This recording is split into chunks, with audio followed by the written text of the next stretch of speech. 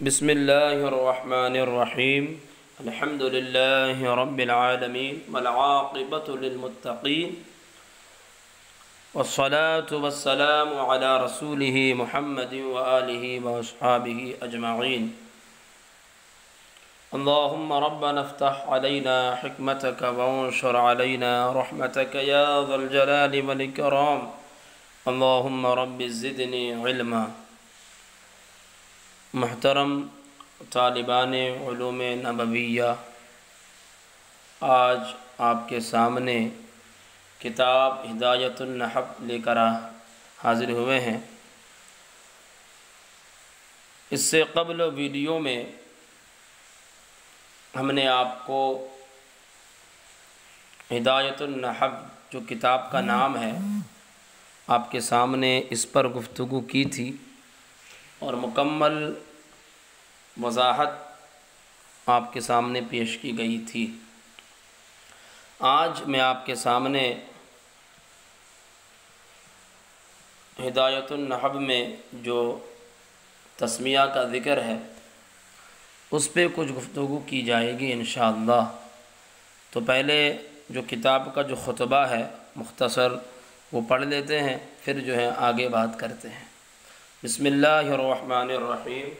الحمد للہ رب العالمین والعاقبۃ للمتقین والصلاة علی رسولہ محمد وآلہ واصحابہ اجمعین، اما بعد فهذا مختصر مضبوط في النحو جمعت فيه مهمات النحو على ترتیب الکافیۃ مبوبا ومفصلا بعبارة واضحة مع ایراد الامثلة في جميع مسائلها من غیر تعرض الى آخره۔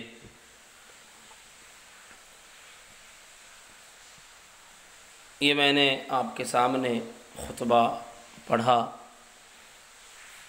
اب وقت کو ضائع کیے بغیر میں آپ کے سامنے تسمیہ پہ کچھ گفتگو کروں گا۔ آپ حضرات غور سے سماعت فرمائیں۔ تسمیہ پہ جو ہماری سب سے پہلی گفتگو ہوگی وہ یہی ہے کہ مصنف نے اپنی کتاب کو تسمیہ سے کیوں شروع فرمائی، اور اس کے بعد حمد کا بیان فرمایا، اس کے وجوہات کیا ہے۔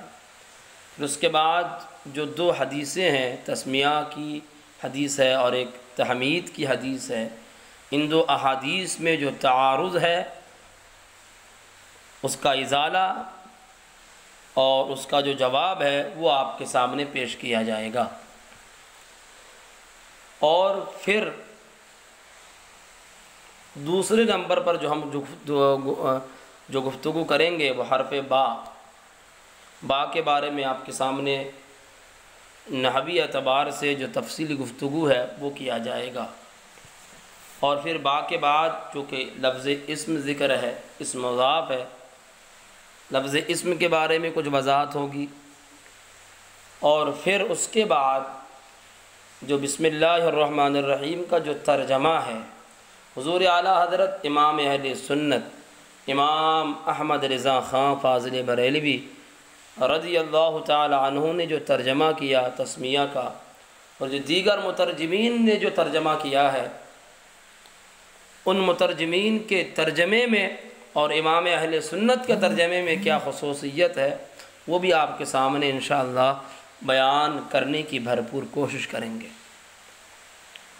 اور پھر اس کے بعد جو کلمہ جلالت ہے اور الرحمن الرحیم یہ جو صفات ہے، اس کے بارے میں اگلی ویڈیو میں ان تینوں کلموں کی وضاحت ہوگی انشاءاللہ۔ تو آج ہم ان چیزوں پہ گفتگو کریں گے، تو آئیے شروع کرتے ہیں۔ سب سے پہلی بات ہم نے یہ کہا تھا کہ مصنف نے اپنی کتاب کو تسمیہ سے شروع کیوں فرمائی۔ مصنف علیہ الرحمٰن نے اپنی کتاب کو تسمیہ سے شروع کی، اپنے کتاب کی ابتدا بسم اللہ الرحمن الرحیم سے کی، پھر اس کے بعد حمد کا بیان فرمایا۔ وجہ کیا ہے؟ وجہ یہ ہے کہ اس میں قرآن مقدس کی پیروی ہے، حدیث مبارک کی اتباع ہے، اور سلف صالحین کی بھی اس میں پیروی ہے اور ان کا طریقہ رہا ہے۔ قرآن مقدس کو آپ کھولیں تو سب سے پہلے قرآن مقدس میں جو ذکر ہے وہ بسم اللہ کا ذکر ہے، بسم اللہ کا بیان ہے۔ تو ایک تو قرآن مقدس کی پیروی ہو گئی، اور قرآن مقدس کی پیروی کرتے ہوئے اپنی کتاب کو تسمیہ سے شروع فرمایا۔ حدیث مبارک کی پیروی کرتے ہوئے حدیث پاک میں آیا کل امر ذی بال لا یبدأ فیہ ببسم اللہ فہو ابتر۔ فرمایا ہر وہ شان والا کام کہ جس کو اللہ کے نام سے شروع نہ کیا جائے وہ نامکمل رہتا ہے۔ تو اس حدیث پاک کی پیروی کرتے ہوئے مصنف نے اپنی کتاب کو تسمیہ سے شروع فرمایا، اور اسلاف کے طریقے کو اپناتے ہوئے کہ ہمارے اسلاف کا یہ طریقہ کار رہا ہے کہ جب بھی وہ کسی کتاب کو شروع فرماتے تسمیہ سے شروع فرماتے۔ تو اس میں بزرگان دین کی بھی پیروی ہے، تو مصنف علیہ الرحمٰ نے ان تینوں کی پیروی کرتے ہوئے اپنی کتاب کو تسمیہ سے شروع فرمایا۔ پھر اس کے بعد حمد کا بیان فرمایا، اللہ کی تعریف بیان فرمائی۔ تو اس کی کیا وجہ ہے؟ تو اس کی بھی وجہ وہی ہے جو ابھی آپ کے سامنے پیش کی گئی کہ اس میں بھی قرآن مقدس کی پیروی ہے۔ تسمیہ کے بعد قرآن مقدس آپ اٹھائیں، سورہ فاتحہ کو کھولیں، قرآن میں سب سے پہلی جو سورت ہے سورہ فاتحہ، تو تسمیہ کے بعد سب سے پہلے اللہ کی تعریف و توصیف کا بیان ہے۔ تو مصنف نے بھی اسی طریقے کو اپنایا اور قرآن مقدس کی اتباع کرتے ہوئے تسمیہ کے بعد اللہ کی تعریف و توصیف حمد و ثنا بیان کی۔ اور اس میں حدیث مبارک کا بھی پیروی ہے۔ حدیث مبارک ہے کل امر ذی بال لا یبدأ فیہ بالحمد فہو اجذم۔ فرمایا ہر وہ شان والا کام کہ جس کو اللہ کے حمد سے شروع نہ کیا جائے تو وہ نامکمل رہتا ہے۔ تو یہ اس میں اس حدیث پاک کی بھی اتباع ہے، اور تیسرا جو ہے وہ ہمارے اسلاف کا بھی یہی طریقہ ہے کہ وہ تسمیہ کے بعد اللہ کی حمد و ثنا بیان ضرور کرتے ہیں۔ تو مصنف نے بھی ان کی اتباع کرتے ہوئے اپنی کتاب میں تسمیہ کے بعد حمد کا بیان فرمایا۔ تو یہ وجوہات آپ کے سامنے بیان ہو گئی۔ اب میں نے آپ کہا تھا کہ یہ دونوں حدیثیں ہیں، حدیث تسمیہ اور حدیث تحمید۔ اب ان دو حدیثوں میں مصنفین بیان کرتے ہیں کہ یہ تعارض ہے، ٹکراؤ ہے دونوں حدیثوں میں، کہ آپ بہتر جانتے ہیں کہ ابتدا شروع یہ کسی ایک ہی چیز سے ہو سکتی ہے۔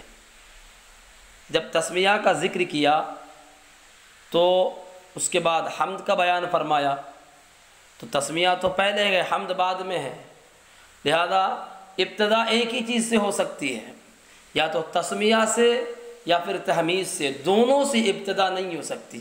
اور حدیث پاک دونوں کے بارے میں ہے۔ فرمایا تسمیہ والی جو حدیث ہے اور حمد والی جو حدیث ہے، تسمیہ والی حدیث یہ چاہتی ہے کہ تسمیہ کہ بسم اللہ الرحمن الرحیم سے کام کو شروع کیا جائے، اور حمد والی حدیث یہ اس بات کا متقاضی ہے کہ اللہ کے حمد سے کام کو شروع کیا جائے۔ اب دونوں میں ٹکراؤ ہے، تعارض ہے کہ ابتدا تو دونوں سے نہیں ہو سکتی، کسی ایک ہی سے ہو سکتی ہے۔ تو جب دونوں حدیثوں میں تعارض واقع ہو گیا، ٹکراؤ ہو گیا، اور قاعدہ ہے اذا تعارضا تساقطا، جب آپس میں دو چیزیں متعارض ہو جائیں، ٹکراؤ ہو جائے، تو پھر وہ دونوں ساقط ہو جاتی ہے۔ تو اس قاعدے کے تحت نتیجہ یہ نکلا کہ کسی بھی کتاب کو کسی بھی کام کی شروع میں نہ بسم اللہ پڑھا جائے اور نہ حمد پڑھا جائے، بلکہ اس قاعدے کے تحت کچھ نہ پڑھا جائے۔ تو یہ قاعدے کے تحت یہ اعتراضی صورت میں آپ کے سامنے بیان کر رہا ہوں۔ تو نتیجہ یہی نکلا کہ جب دو چیزیں آپس میں ٹکرا جائے تو پھر دونوں چیزیں ساقط ہو جاتی ہے۔ اب نتیجہ یہ نکلتا ہے کہ نہ کتاب کو بسم اللہ سے شروع کیا جائے اور نہ حمد اللہ سے شروع کیا جائے۔ تو پھر اب صورت کیا بنے گی؟ تو اس کی مکمل وضاحت ہمارے علماء نے کی ہے۔ ہمارے علماء نے اس کا جواب یہ دیا کہ دیکھیں، احادیث مبارکہ تسمیہ کی اور حمد والی حدیث بالکل برحق ہے، اور ہمارے حضور اکرم صلی اللہ علیہ وآلہ وسلم کے کلام مبارک میں کسی قسم کا شبہ بھی نہیں ہو سکتا، اور تصور بھی نہیں کیا جا سکتا کہ ہمارے آقا کے احادیث مبارکہ میں تعارض واقع ہو، ٹکراؤ ہو جائے۔ اس بات کا تصور و خیال بھی نہیں کیا جا سکتا۔ جواب دیا گیا کہ دیکھیں، ابتدا جو ہے، جو شروع اور ابتدا ہے، اس کی تین قسمیں ہوتی ہیں: ابتدائی حقیقی، ابتدائی اضافی اور ابتدائی عرفی۔ ابتدائی حقیقی کا مطلب کیا ہے؟ ابتدائی حقیقی کہتے ہیں جو سب سے پہلے ہو، سب سے پہلے جو ہو اس کو بولتے ہیں ابتدائی حقیقی۔ اور ابتدائی اضافی ایک ہے، ابتدائی اضافی کہتے ہیں جو کسی سے پہلے ہو، اس سے پہلے کچھ ہو یا نہ ہو۔ اور ابتدائی عرفی ایک ہے، ابتدائی عرفی کہتے ہیں جو مقصود سے پہلے ہو، جو مقصود سے پہلے ہو۔ اب مصنفین اور محدثین جو تسمیہ والی جو حدیث ہے اس کو محمول کرتے ہیں ابتدائی حقیقی پر، اور جو حمد والی حدیث ہے اس کو محمول کرتے ہیں ابتدائی اضافی پر۔ لہذا جب دو حدیثوں کو دو قسموں پر محمول کر دیا گیا تو اب کوئی تعارض نہیں رہا اور کوئی اعتراض نہیں رہا۔ اب آپ یہ بھی کر سکتے ہیں کہ دونوں حدیثوں کو آپ ابتدائی عرفی پر محمول کر دیں۔ ابتدائی عرفی کسے کہتے ہیں؟ جو مقصود سے پہلے ہو۔ تو جب دونوں حدیثوں کو آپ ابتدائی عرفی پر محمول کریں گے، اور ابتدائی عرفی کہا جاتا ہے جو مقصود سے پہلے ہو، لہذا دونوں حدیثیں مقصود سے پہلے ہے، اور اور جو ہیں اس لحاظ سے کہ مقصود سے پہلے ہے، دونوں سے بالکل ابتدا ہو رہی ہے۔ تو یہ اس بات کی وضاحت ہو گئی کہ حدیثوں میں کوئی تعارض نہیں ہے، اور پہلی والی حدیث ابتدائی حقیقی پر محمول ہے اور دوسری والی حدیث ابتدائی اضافی پر محمول ہے، یا پھر دونوں حدیثیں ابتدائی عرفی پر محمول ہیں۔ تو اس بات کی وضاحت ہو گئی۔ اب جو ہم بیان کریں گے، میں نے کہا تھا کہ اس کے بعد جو آپ کے سامنے بیان کیا جائے گا وہ حرف با۔ بسم اللہ الرحمن الرحیم کے شروع میں جو سب سے پہلا جو حرف ہے وہ ہے با۔ با حرف جر ہے، اور یہ پورا مل کر ترکیبی اعتبار سے ظرف مستقر بنتا ہے۔ ترکیب اس کی ہم کسی اور دوسری ویڈیو میں کریں گے، خالی آج آپ کے سامنے با اور اسم کی وضاحت ہوگی۔ زیادہ لمبی ویڈیو نہ بن جائے، اس وجہ سے ہم تمام کلمات کی وضاحت نہیں کر سکتے، تو با اور اسم کی وضاحت آپ کے سامنے کر دیں گے انشاءاللہ۔ تو با، یہاں پر جو با آپ دیکھ رہے ہیں یہ با حرف جر ہے، اور اس کا مجرور یہ پورا مل کر یہ مجرور ہے، آگے جو اس کے ہیں۔ اب یہاں پر جو با ہے، یہ با کے آپ نے بہت سارے معنی پڑھے ہیں کتابوں میں، یہاں پر اگر نہیں پڑھے ہیں تو انشاءاللہ پڑھ لیں گے۔ با کے کئی معانی آتے ہیں۔ با کبھی الصاق کے معنی میں ہوتا ہے، الصاق کہا جاتا ہے اتصال الشیء بالشیء، ایک شے کا دوسری شے کے ساتھ ملنا، اب وہ ملنا حقیقتاً ہو یا مجازاً ہو۔ اور با کبھی جو ہے استعانت کے معنی میں آتا ہے، کتبت بالقلم، با یہاں پر استعانت کے لیے ہے، میں نے قلم سے لکھا۔ با کبھی تعلیل کے معنی میں آتا ہے، ظلمتم انفسکم باتخاذکم العجل، تم نے اپنی جانوں پر ظلم کیا بچڑے کو معبود بنانے کی وجہ سے۔ یہاں پر با علت بتا رہی ہے، تعلیل کے معنی میں ہے۔ با کبھی مصاحبت کے معنی میں ہوتا ہے، مصاحبت کے معنی میں ہوتا ہے۔ خرج زید بعشیرتہ، زید نکلا اپنے خاندان کے ساتھ۔ با کبھی مقابلے کے معنی میں آتا ہے، بعت ھذا بذاک، میں نے اس کو بیچا اس کے مقابل میں۔ با کبھی تعدیہ کے لیے آتا ہے، متعدی بنانے کے لیے، ذهبت بزید، میں زید کے ساتھ گیا، یہ پہلے فعل لازم تھا، با آیا اس کو متعدی بنا دیا۔ با کبھی ظرف کے لیے آتا ہے، جلست بالمسجد، میں مسجد میں بیٹھا، با ظرف کے لیے ہے۔ تو یہ با کے معنی ہوئے۔ با کبھی کبھی ان کے معنی میں استعمال ہوتا ہے، کبھی من کے معنی میں استعمال ہوتا ہے، اور قرآن مقدس میں یہ تمام موجود ہے۔ قرآن مقدس میں سورہ معارج کے اندر سأل سائل بعذاب، یہاں پر با یہ عن کے معنی میں ہے، اے عن عذاب، اور اسی طرح کبھی من کے معنی میں ہوتا ہے، اور با کبھی زائد بھی ہو جاتا ہے۔ تو خیر، جو با کے جو آپ کے سامنے میں نے معانی بیان کیے، یہ تمام با کے معانی تھے۔ اب سوال یہ ہوتا ہے کہ با یہاں پر کون سے معنی میں مستعمل ہے؟ تو اس کے جوابات ہمارے علماء نے دیے ہیں کہ با یہاں پر آپ با کو دو معنوں میں استعمال کر سکتے ہیں۔ با یہاں پر پہلا معنی استعانت کے معنی میں مستعمل ہے، کہ با کو استعانت کے معنی میں استعمال کیا جائے، اور دوسرا معنی با کو مصاحبت کے معنی میں استعمال کیا جائے، مصاحبت کے معنی میں استعمال کیا جائے۔ تو پہلا معنی استعانت کے معنی میں استعمال کیا جائے تو بھی بہتر ہوگا، اور جب با کو استعانت کے معنی میں استعمال کیا جائے گا تو اب معنی یہ ہوگا اللہ کے نام کی مدد سے شروع، اور یہ معنی جو ہے خصوصی فضائل کو اپنے اندر سمیٹے ہوا ہے، کیونکہ جب با کو استعانت کے معنی میں لیا جائے اور تو مطلب یہ ہوگا، جب با کو استعانت کے معنی میں لیا جائے تو معنی اس کا کیا ہے؟ اللہ کے نام کی مدد سے شروع۔ تو بندہ اس میں اپنی عاجزی کا اظہار کر رہا ہے، اور اس میں کمال ادب پایا جا رہا ہے، اپنی طاقت کی نفی کر رہا ہے، اور رب تعالیٰ ہی کو اپنا مؤثر حقیقی مان رہا ہے، تو اس میں عاجزی کا اظہار ہے۔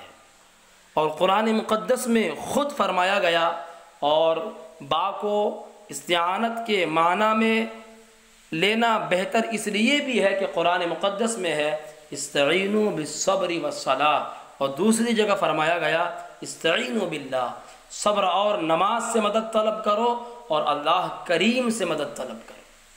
تو با کو استعانت کے معنی میں لینا اس لیے بھی بہتر ہے کہ قرآن مقدس میں خود استعانت کا ذکر آیا ہے۔ ایک تو یہ ہو گئی کہ با کو استعانت کے معنی میں لیا جائے، اور دوسرا معنی یہ ہے کہ با کو آپ مصاحبت کے معنی میں لیں۔ جب با کو مصاحبت کے معنی میں استعمال کیا جائے تو یہ با جو ہے لفظ مع کا معنی دے گا، لفظ معیت کا معنی دے گا۔ مصاحبت کا معنی میں جب با کو استعمال کیا جائے گا تو معیت کا معنی ہوگا، اور ترجمہ کیا ہوگا اس وقت؟ اللہ کے نام سے تبرک حاصل کرتے ہوئے، برکت حاصل کرتے ہوئے ہر کام کی ابتدا۔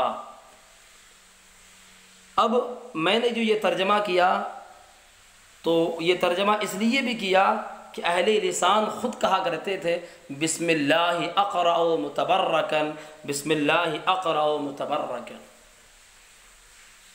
تو یہ تو ایک یہ ہے۔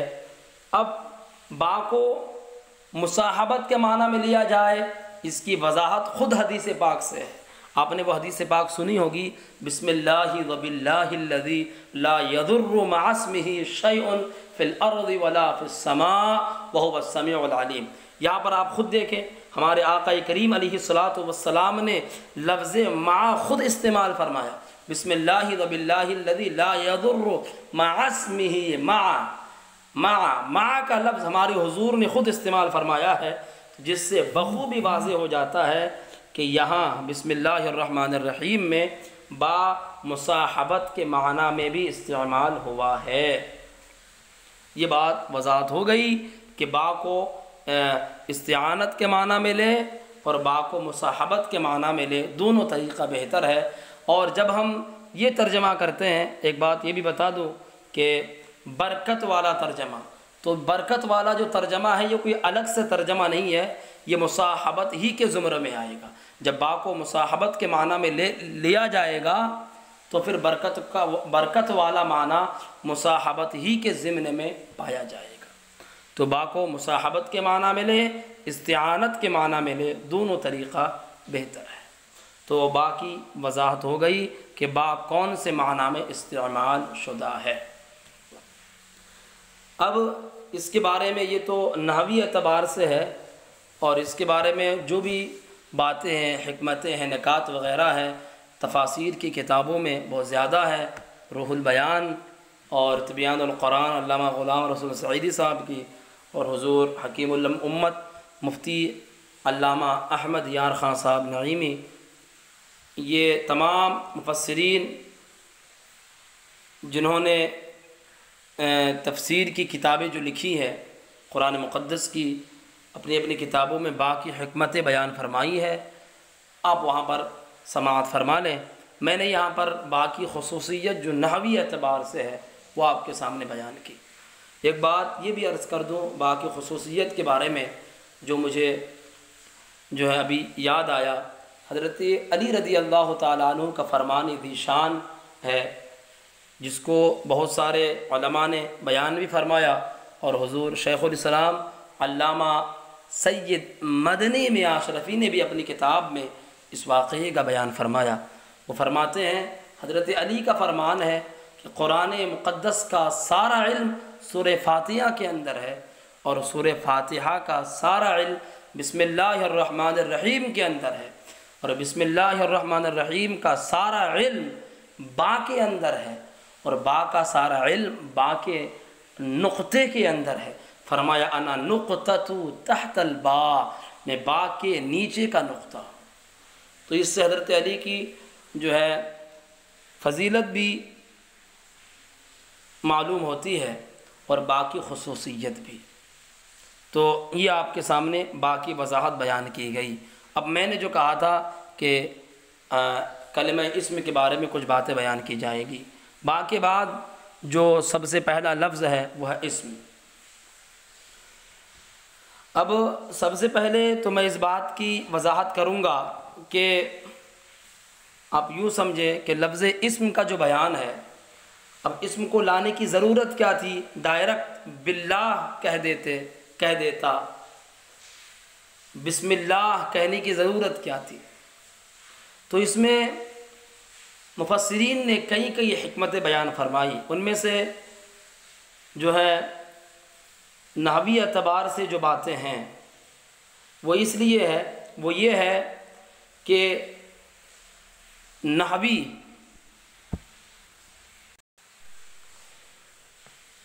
اور نحوی اعتبار سے جو جواب دیا گیا ہے وہ یہی ہے کہ با چونکہ استعانت کے لیے بھی آتا ہے، اور با اسی طرح قسم کے لیے بھی آتا ہے، با اسی طرح قسم کے لیے بھی آتا ہے۔ تو لفظ اللہ سے پہلے اسم بڑھا دیا گیا اس لیے کہ اشارہ ہو جائے اس طرف کہ با سے مراد یہاں پر با کا جو پہلا معنی ہے استعانت مراد ہے، بائے قسمیہ مراد نہیں ہے۔ تو یہ ایک نحوی جواب ہے جو آپ کے سامنے میں نے پیش کیا۔ اب اس کے بعد لفظ اسم کو کیوں بڑھایا گیا، اس کا ایک نحوی جواب ہو گیا آپ کے سامنے۔ اور بھی مفسرین نے جوابات دیے ہیں، وہ تفاسیر کی کتابوں میں موجود ہے، زیادہ وہ والی تفسیر والی باتیں کرنا اس کتاب میں مناسب نہیں سمجھتا، اس وجہ سے ایک جواب پر آپ اکتفا کریں کہ با استعانت کے لیے بھی آتا ہے، قسم کے لیے بھی آتا ہے۔ تو لفظ اسم بڑھا کر لفظ اللہ سے پہلے اس طرف اشارہ ہو گیا کہ یہاں پر با جو ہے استعانت کے لیے ہے، قسم کے لیے نہیں ہے، قسم کے لیے نہیں ہے۔ کیونکہ ہم بولتے رہتے ہیں باللہ تاللہ، یہ جو بولتے ہیں تو اس سے مراد قسم ہوتا ہے، استعانت نہیں ہوتا۔ تو اسی وجہ سے بھی اسم بڑھایا گیا کہ اشارہ ہو جائے کہ با یہاں پر استعانت کے لیے ہے، قسم کے لیے نہیں ہے۔ تو یہ ایک بات ہو گئی۔ اب اسم کی تعریف آپ نحوی کتابوں میں پڑھے ہیں اور اس کے اقسام بھی پڑھے ہوئے ہیں۔ اسم کی تعریف اور اس کے اقسام پڑھے ہوئے ہیں آپ پہلے۔ اس کا جو لفظ ہے یہ بنا کس سے ہے، تو اس بارے میں آپ کو بتا دوں۔ اسم کا جو لفظ ہے یہ کس سے بنا ہے، اس میں اختلاف ہے۔ اختلاف کس میں اور کن کے درمیان ہے؟ بصری اور کوفی کے درمیان۔ بصری حضرات یہ کہتے ہیں کہ اسم کا جو لفظ ہے یہ سمون سے بنا ہے، سمون، اور اس کا معنی بلندی آتا ہے، لہذا اسم چونکہ اپنے دونوں ساتھیوں پر بلند ہوتا ہے، یعنی فعل اور حرف پر، تو لہذا اسی وجہ سے اسم کو اسم کہا جاتا ہے۔ اسم کا معنی بلندی آتا ہے، اسم بنا ہے سمون سے، اور سمون کا معنی ہے بلندی، اور چونکہ یہ قسم اپنے دونوں قسیموں پر بلند ہوتا ہے اس لیے اس کو اسم کہا جاتا ہے۔ اب سمون جو اسم بصری حضرات کے نزدیک اسم جو سمون سے بنا ہے، تو اس میں کیا گیا، اسم بنا کیسے؟ تو آپ غور کریں کہ سمون یہ معطل ہے اور معطل لام ہے، آخر سے واو کو حذف کیا گیا، شروع میں حمزہ وصل لایا گیا، اور میم کا جو سکون ہے وہ سین کو دے دیا گیا، تو بن گیا اسم۔ بصری حضرات اس کی دلیل کیا دیتے ہیں کہ اسم سمون سے بنا ہے؟ دلیل یہ دیتے ہیں کہ اسم کی جمع اسما آتی ہے اور اس کی تصغیر آتی ہے سمیون۔ اگر اس اسم کی اصل اگر وسمن ہو، جیسا کہ کوفی حضرات کہتے ہیں وسمن، اگر اسم کی اصل ہو تو لہذا اس کی جمع اسما نہیں اوسام آنا چاہیے تھی، اور اوسام اس کی جمع نہیں آتی، اور تصغیر وسیمن آنی چاہیے تھی، اور تصغیر وسیمن نہیں آتی بلکہ سمیون آتی ہے۔ تو لہذا اس سے پتہ چلا کہ اسم کی اصل اور اسم بنا ہے سمون سے، وسمن سے نہیں۔ کوفی حضرات یہ کہتے ہیں کہ اسم وسمن سے بنا ہے، اور وسمن کا معنی ہے علامت، چونکہ اسم بھی اپنی ذات پر علامت اور دلالت کرنے والا ہوتا ہے، لہذا اسی وجہ سے اس کو اسم کہا جاتا ہے۔ کوفیوں کی دلیل کیا ہے؟ کوفی حضرات کی دلیل کیا ہے؟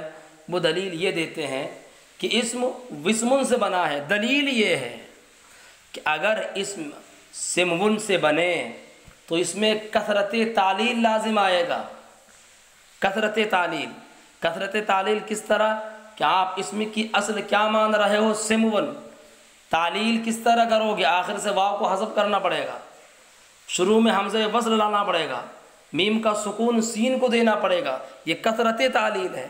اس کے بجائے آپ اسم کی اصل وسمن مانو، کچھ کرنا ہی نہیں پڑے گا، خالی شروع سے واو کو حذف کر دو اور حمزہ وصل داخل کر دو تو بن گیا اسم۔ یہ ہے قلت تعلیل۔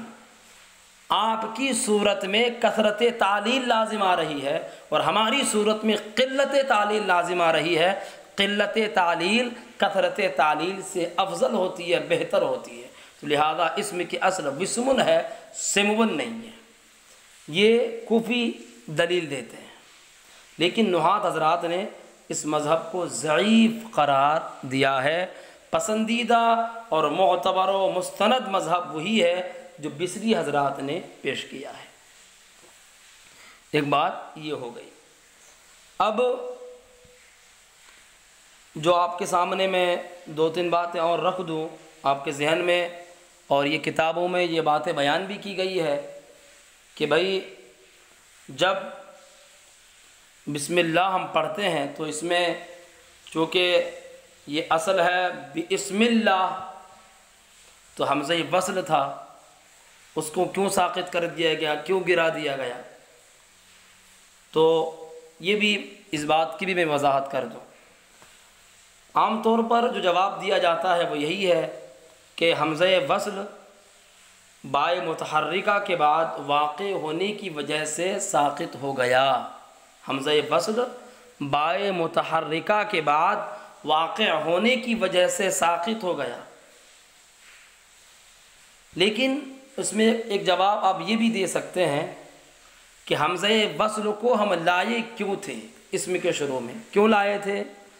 اس وجہ سے لائے تھے حمزہ وصل کو اسم کے شروع میں کہ تاکہ ابتدا بالسکون لازم نہ آئے، کہ جیسے کہ وسمن ہو یا سمون ہو، کیوں لائے تھے حمزہ وصل کو؟ کہ ابتدا سکون سے ابتدا لازم نہ آئے، جو کہ محال ہے، تاکہ ابتدا بالسکون لازم نہ آئے، اس وجہ سے حمزہ وصل کو لایا گیا تھا۔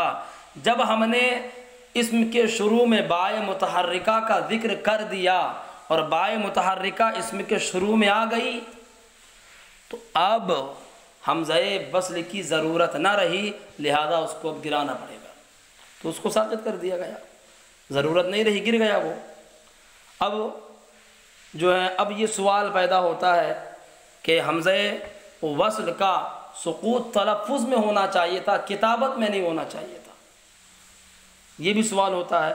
تو اس کا یہی جواب دے سکتے ہیں جو ابھی آپ کے سامنے ماقبل ذکر ہوا کہ حمزہ وصل کی ضرورت تب تھی جبکہ اس سے پہلے کوئی حرف نہیں تھا۔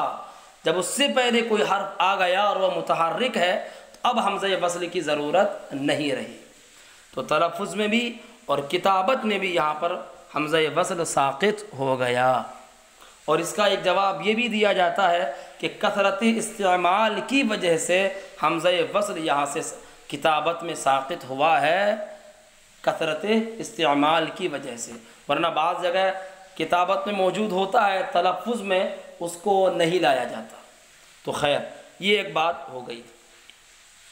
اب اس کے بعد جو اب میں آپ کے سامنے بیان کر رہا ہوں، شاید کہ یہ آپ کو نہیں لگے، آپ نے جو یہاں پر پڑھا ہے اسم کا اطلاق چند معانی پر ہوتا ہے۔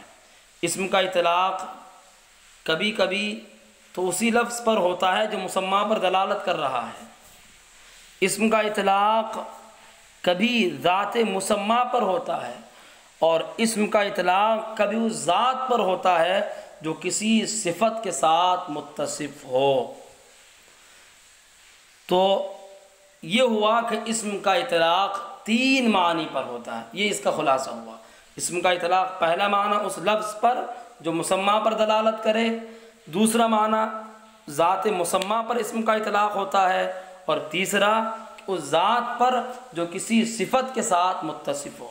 اس کی میں آپ کو مثال دوں، آپ نے کہا زید مغرب، زید مغرب ہے، یہاں پر اسم کا اطلاق کس پر ہو رہا ہے؟ ذات پر نہیں۔ زید مغرب ہے، اسم کا اطلاق اسی لفظ زید پر ہو رہا ہے، تو اسم کا اطلاق جو لفظ زید پر ہو رہا ہے، یہ پہلا والا معنی کہ اسم کا اطلاق کبھی اسی لفظ پر ہوتا ہے جو مسمى پر دلالت کر رہا ہے، تو اسم کا اطلاق زید مغرب، یا پھر آپ یوں کہیں کتبت زیدن، میں نے زید کو لکھا، تو یہاں پر بھی جو اسم کا اطلاق ہو رہا ہے وہ لفظ زید پر ہو رہا ہے، ذات زید پر نہیں، کیونکہ ذات زید کو لکھا نہیں جا سکتا، لفظ زید کو لکھا جا سکتا ہے۔ تو یہ اسم کا اطلاق کا پہلا معنی ہوا کہ اسم کا اطلاق جس معنی پر ہوتا ہے۔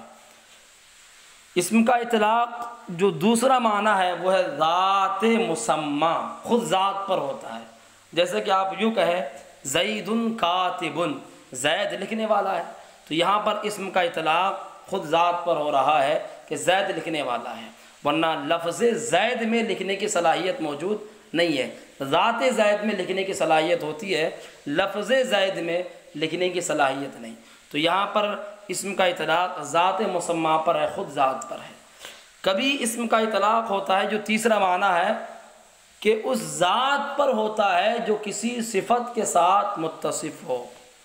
جیسے یوں کہیں آپ زید صائم، زید روزے دار ہے، یہاں پر بھی اسم کا اطلاق ہو رہا ہے، لیکن خالص محض ذات پر نہیں بلکہ اس ذات پر جو کسی صفت کے ساتھ قائم ہے، متصف ہے۔ تو یہ اسم کے اطلاق کے تین معنی ہوئے کہ جن پر اسم کا اطلاق ہوتا ہے۔ اب یہاں پر جو ہے بسم اللہ الرحمن الرحیم میں جو اسم ہے، یہاں پر کتنے معنی پر اطلاق ہوا ہے؟ تو لہذا یہاں کون سا معنی مراد لیا جائے؟ پہلے معنی کے اعتبار سے اطلاق ہوا ہے، دوسرے معنی کے اعتبار سے، یا تیسرے معنی کے اعتبار سے؟ تو یہاں پر آپ یہ جواب دے سکتے ہیں کہ یہاں تینوں معانی مراد لیے جا سکتے ہیں۔ پہلا معنی بھی مراد لیں آپ، دوسرا معنی بھی اور تیسرا معنی بھی۔ پہلا اور دوسرا معنی اس لیے کہ جس طرح اللہ کریم کی ذات سے مدد طلب کی جاتی ہے، اسی طرح اس لفظ سے بھی مدد طلب کی جا سکتی ہے جو ذات پر دلالت کرے، چونکہ لفظ اللہ اس سے بھی مدد طلب کی جا سکتی ہے کیونکہ یہ خود ذات پر دلالت کر رہا ہے۔ اور تیسرا معنی اس لیے کہ اس میں جلالت سے یہاں پر وہ ذات مراد ہے جو صفت رحم اور صفت کرم سے متصف ہو، یہاں پر وہ ذات مراد ہے۔ تو تینوں معنی مراد لیے جا سکتے ہیں۔ اسم کا اطلاق جو تین معنی پر ہوتا ہے وہ تینوں معنی یہاں پر مراد لیے جا سکتے ہیں۔ تو یہ اسم کا میں نے خلاصہ آپ کے سامنے پیش کیا نحوی اعتبار سے۔ اب میں چلوں گا حضور اعلیٰ حضرت امام احمد رضا خان فاضل بریلوی نے جو ترجمہ کیا ہے اس پر مختصر کلام۔ بسم اللہ الرحمن الرحیم کا حضور اعلیٰ حضرت نے جو ترجمہ فرمایا وہ ہے اللہ کے نام سے شروع جو بہت مہربان رحمت والا۔ اور دوسرے ہمارے اہل سنت و جماعت کے علماء نے جو ترجمہ کیا ہے، علامہ عبدالرزاق بھترالوی صاحب ہو، علامہ غلام رسول سعیدی صاحب ہو، علامہ مفتی احمد یار خان صاحب ہو، علامہ عبدالحکیم شرف قادری صاحب ہو، یا علامہ حضور شیخ الاسلام والمسلمین علامہ مدنی میاں صاحب ہو، یہ تمام حضرات نے ترجمہ کیا ہے۔ ان تمام حضرات کے ترجمے سے ترجمے پہ میں ابھی گفتگو نہیں کر رہا، حضور اعلیٰ حضرت کے ترجمے کی کیا خصوصیت ہے وہ آپ کے سامنے بیان کرنا ہے۔ اب ہمارے جو مخالفین ہیں، اشرف علی تھانوی صاحب ہو، عبد الماجد دریابادی صاحب ہو، محمود الحسن صاحب ہو، ان تینوں کا ترجمہ کیا ہے کہ شروع اللہ کے نام سے۔ یہ تینوں حضرات نے جو ترجمہ کیا اس میں ترجمے کے شروع میں لفظ شروع لے آئے ہیں، لیکن حضور اعلیٰ حضرت کا ترجمہ ہے اللہ کے نام سے شروع۔ حضور اعلیٰ حضرت نے اپنے ترجمے میں لفظ اللہ کو پہلے ذکر فرمایا اور شروع اللہ کے نام سے کی کہ اللہ کے نام سے شروع۔ تو یہ خصوصیت اعلیٰ حضرت کے ترجمے کی کہ اعلیٰ حضرت نے ترجمہ اس طرح کیا کہ اس میں لفظ اللہ سب سے پہلے آ رہا ہے، اور لیکن مخالفین اشرف علی تھانوی صاحب اور محمود الحسن صاحب اور فتح محمد صاحب نے جو ترجمہ کیا کہ اس میں لفظ شروع پہلے لے آئے اور لفظ اللہ کو بعد میں بیان فرمایا۔ تو آپ خود ہی فیصلہ کر سکتے ہیں کہ کس کا ترجمہ سب سے زیادہ بہتر ہے۔ اور دوسری جو خصوصیت ہے اعلیٰ حضرت کے ترجمے کی کہ حضور اعلیٰ حضرت نے موصوف اور صفت کی رعایت کرتے ہوئے ترجمہ فرمایا، اور ترجمہ یہ کیا جو بہت مہربان رحمت والا، کیونکہ موصوف اور صفت کے ترجمے میں لفظ ہے نہیں آتا، ہے کا لفظ نہیں آتا۔ اعلیٰ حضرت نے موصوف اور صفت کی رعایت کرتے ہوئے ترجمہ فرمایا، لیکن یہ جو ہمارے مخالفین نے جو ترجمہ کیا موصوف اور صفت کی بغیر رعایت کرتے ہوئے ترجمہ کر دیا اور لفظ ہے سے ترجمہ کیا، تو یہ بھی ایک اعلیٰ حضرت کے ترجمے کی خصوصیت ہے کہ اعلیٰ حضرت نے قاعدے کا بھی لحاظ کیا اور ترجمہ فرمایا، اور ان لوگوں نے بغیر قاعدے کو ملحوظ رکھتے ہوئے ترجمہ فرما دیا۔ تو یہ اعلیٰ حضرت کے ترجمے کی یہ خصوصیت ہے، اس پہ بھی ہمیں توجہ دینا چاہیے۔ تو میں اپنی گفتگو کو یہیں پر ختم کرتا ہوں، اور جو ہے آپ لوگوں سے گزارش کروں گا کہ یہ جو باتیں بیان کی گئی آپ حضرات یاد کریں اور یاد رکھیں، اور اس فقیر حقیر کے لیے دعائیں خیر فرمائیں۔